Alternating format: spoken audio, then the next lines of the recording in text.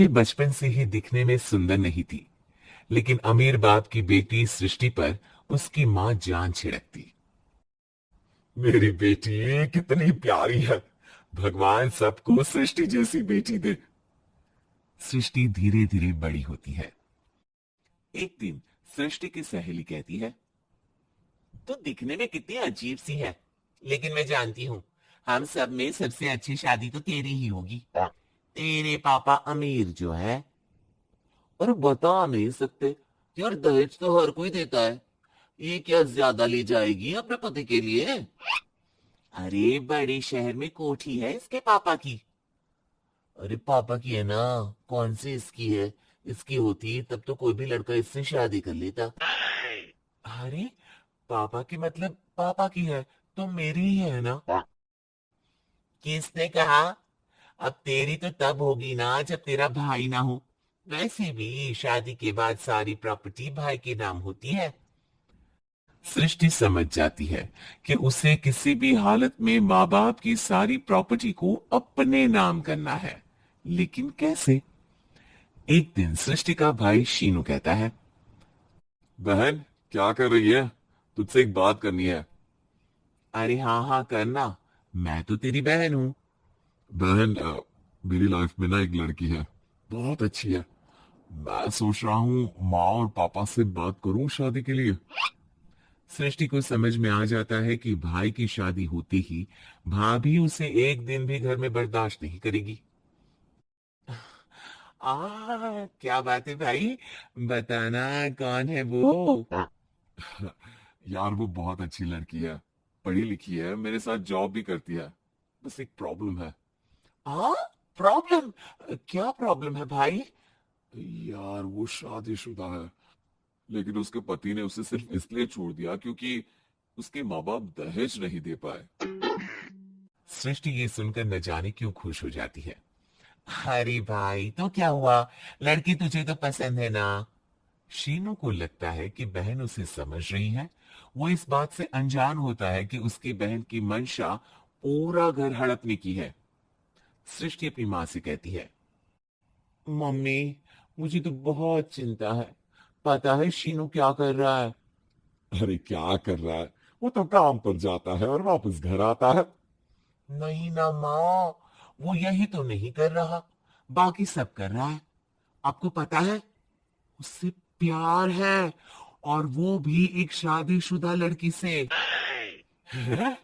ये क्या हो गया? मैं सोसाइटी में क्या मुंह दिखाऊंगी? अरे तेरे पापा तो यही कहेंगे कि मैंने ही उसे बिगाड़ दिया है। माँ देखो, मेरी बात मानो, पापा पर भी विश्वास करने की जरूरत नहीं है। अब आप ही बताओ, पापा इतनी देर घर के बाहर रहते हैं क्यों, बोलो? अरे बेटे वो तो नौकरी करते हैं ना। तू बहुत भोली है माँ।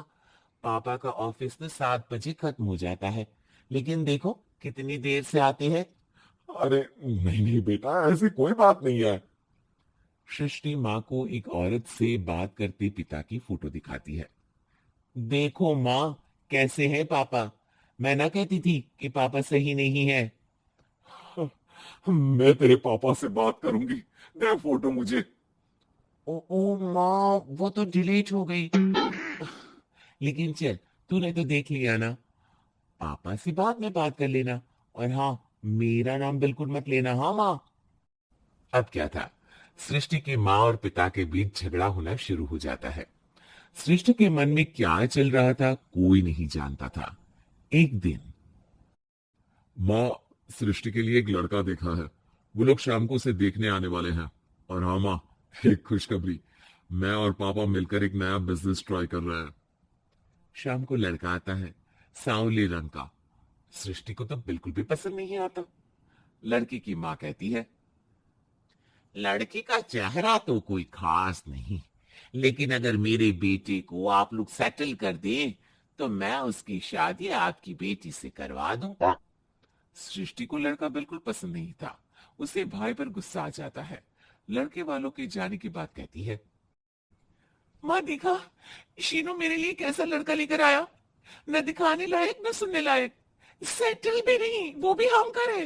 अरे माँ, मैं जानती हूँ ये मेरी शादी किसी भी घर में क्यों करवाना चाहता है। अरे, कैसी बात कर रही है बहन? तूने तो देखा ना, लड़के को मैंने ही मना कर दिया तुझसे शादी के लिए।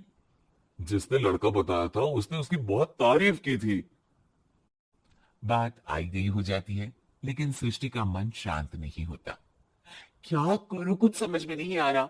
मेरी शादी हो गई तो ये लोग पूरी प्रॉपर्टी शीनों के नाम कर देंगे। मेरे हाथ तो कुछ लगेगा ही नहीं। तभी सृष्टि को आइडिया आता है। वो किसी वकील को फोन करती है। जी देखिए, अगर आपके मम्मी पापा का तलाक हो जाता है तो आपके पिता की आधी प्रॉपर्टी आपकी माँ के नाम हो जाएगी। फिर उसे वो किसी को भी दे सकती है। सृष्टि अब माँ को बेटे के खिलाफ भरती है। माँ, शीनू पर नजर रखा करो। वो जिस लड़की के प्यार में है ना, वो शादीशुदा है। यहाँ आएगी, सारा पैसा, रुपया, जमीन, जायदाद सब हड़प लेगी। पापा का भी हाल तुमसे छुपा नहीं है। ऐसा ना हो कि मैं और आप एक दिन सड़क पर भीख मांगे। हे भगवान, मैं तो जीते जी मर जाऊंगी अगर ऐसा हो गया तो। ऐसा हो गया नहीं माँ, ऐसा ही होगा। अभी समय है, आगे का सोच लो। मैं तो कहती हूँ पापा से आधी प्रॉपर्टी लेकर अलग हो जाओ। पापा की आधी प्रॉपर्टी भी हम लोगों को अगर मिल जाती है ना, तो अगले 7 जन्म सफल समझो। बेचारी माँ बेटी के कहने पर पति से तलाक लेकर अलग हो जाती है। सृष्टि अब पैसों से गाड़ी और अपने दूसरे महंगे शौक पूरे करने लगी। उसके दोस्त भी उसके पैसे इस्तेमाल करते। सृष्टि, कल तुम कहाँ थी? मैं सारा दिन घर पर अकेली थी। तो मैं क्या करूं? मैंने ठेका तो नहीं लिया है ना तुम्हें संभालेगा। माँ को सृष्टि से ये उम्मीद नहीं थी। वो बैठकर रोने लगती है। वहीं उसका पति यानी कि सृष्टि के पिता आ जाते हैं। मैं जानता था कि तुम्हारा यही हाल होगा, तो आपने मुझे रोका क्यों नहीं? मैं रोकता तो तुम रुकती क्या? सृष्टि के कहने पर तुमने मुझ पर अपने बेटे पर शक किया, लेकिन तुम ये भूल गई कि कैसे हम दोनों ने मिलकर जीवन में इतना सब खड़ा किया। माँ पति के गले लग जाती है। मुझे माफ कर दीजिए, मैंने आपकी कमाई का एक बड़ा हिस्सा गवा दिया। कोई बात नहीं, तुम साथ हो तो मैं ऐसी 7 प्रॉपर्टी खड़ी कर दूंगा। तभी वहां सृष्टि आ जाती है, रोते हुए। माँ, मयंक ने मुझे छोड़ दिया। वो बोल रहा था जब तक मेरे पास पैसे थे तब तक ही वो मेरे साथ था। पापा, माँ, मुझे माफ कर दीजिए।